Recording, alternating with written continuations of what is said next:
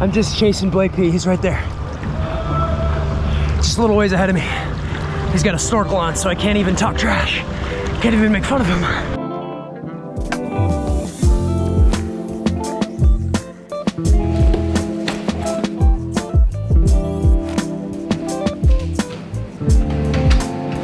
(5:42 a.m.)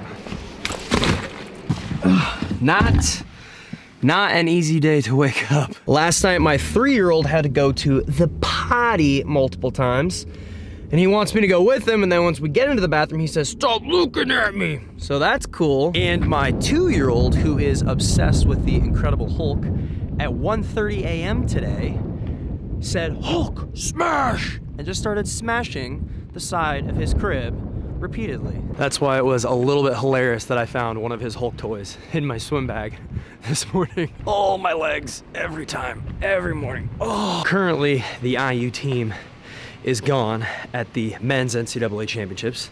The women had their championship meet last week, so still pretty much just the pros for the most part. Not a whole lot of people, just grinding it out. It's a difficult time of the year when you train with a college team, which I have highlighted multiple times before. First one here this morning.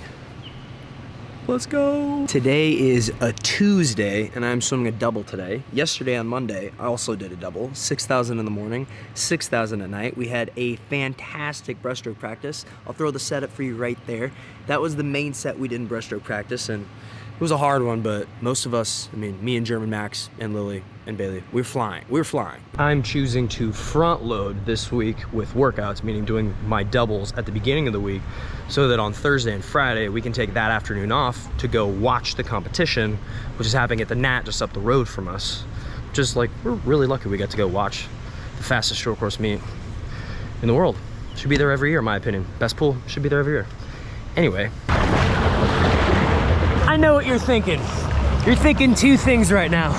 Number one, Cody, you shaved your beard and you look fabulous, and you would be correct. And number two, my skin is looking extra delicious. I'm a little tan. Why?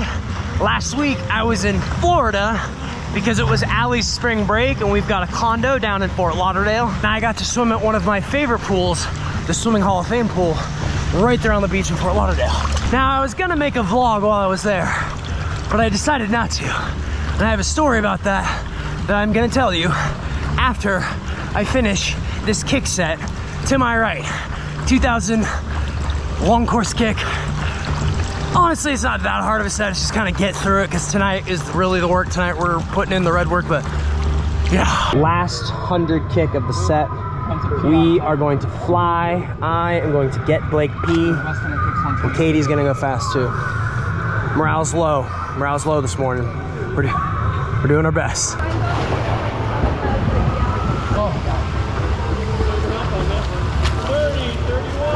I had more of that workout that I wanted to show with you all, but unfortunately my GoPro died, so yeah, kind of sucks. Unfortunate. And normally I have a backup. Like 9 times out of 10, I keep a second GoPro in my bag. Today, I just coming back from the vacation. Obviously, I brought my GoPros with me there and didn't make its way back in my swim bag. When I was on vacation, I was training by myself, and I was really excited actually to make a vlog while I was there, because last year when we had the Tier Pro Series event at that pool, the Fort Lauderdale Hall of Fame pool, it was just was one of my favorite experiences. The competition and also the venue, the location, it's a great place to swim. So the swimmers that I talked to while I was there, that live there, that get trained there regularly, you are very lucky, because that place is awesome.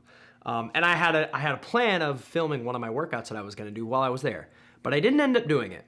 And here's why. On the second day that I was there training, and I was there 6 days, swimming every day, I had my hardest workout. It was 7,500 meters long, swam long course, and it was a grind. It was one of those where, okay, we're on vacation, family vacation, so we're staying up a little later than normal. The kids aren't going to bed earlier, so I'm not quite as rested as I would like to be while training. And it was one of those where I was it was really hard to get out of bed. I got to the pool. I was, literally the only one there, and I had to really dig down to push myself to not cut any corners, to not skip any laps, to not take it easy on any of the hard efforts. And here's the set that I did right there. So this was the whole practice. This was the Tuesday morning that I swam. 1,500 of red, that's like mile pace with short rest, 1,500 short interval kick, followed by more stuff. And the sense of satisfaction that I got out of finishing that workout by myself was something that I hadn't experienced in a long time. And I think part of it was the fact that I was outdoors, the sun was shining. I haven't been training outside in a while. It's really refreshing. It's really gratifying and rewarding conquering a very difficult obstacle like a hard workout early in the morning, because it makes the rest of your day easier. It just sets everything else up. And I had moments in that practice where I was like, I don't want to do this. I don't want to do this. And it made me think about something that I get asked all the time when I do events, when I do swim clinics and when I do speaking events, which, by the way, after Olympic trials this summer, I am definitely going on tour. I will be doing a whole lot more events, a whole lot more clinics. So if that's something that interests you, send me an email to that email right there, okay? But that's besides the point. People ask me at those events all the time, like, how do you stay motivated? How do you find motivation to get up when you don't want to? Basically, questions surrounding motivation. Here's the thing with motivation. Motivation is highly overrated because it's almost never there. Most of the time, especially for early morning practices, I am not motivated to get out of bed. And most Olympic swimmers are not motivated to get out of bed. The difference that separates people who, go to the Olympics and win medals and the people who watch those events on TV is not motivation. It's determination. This is something that I've talked about before. Right now, I am determined to have a great race in 12 weeks at the big show. And so regardless of how I'm feeling, regardless of the fact that I didn't want to get out of bed on vacation, I didn't want to go train by myself on vacation, I didn't want to do 8,000 meters some days, close to 8,000 meters, I forced myself to do it. And because I forced myself to do it, I felt even more satisfied and I felt even more of a reward like laying down later in the day or going to the beach and not swimming that afternoon because of the work that I'd put in that morning.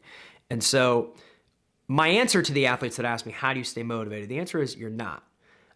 But the key to still following through with the things that you have to do to be successful that you don't want to do is having a goal and staying determined. Write that goal down. Whatever the goal is, whatever the time is, whatever the place is, whatever the qualification is, write it down and constantly remind yourself of it and hold yourself accountable through determination. Great athletes that are successful are determined. Motivation comes and goes with the wind. Most days they're not motivated. So that was one big takeaway that I had training by myself on vacation. And after that Tuesday morning, after that horrible practice that I just described to you, I decided I want to do this every day for me. I want to train this way every day for me, not for, don't get me wrong. I love making these videos. I love sharing this stuff with this small little swimming audience that I have. But I didn't want to show up to the pool and be like, all right, today I'm doing this so that I can make great content.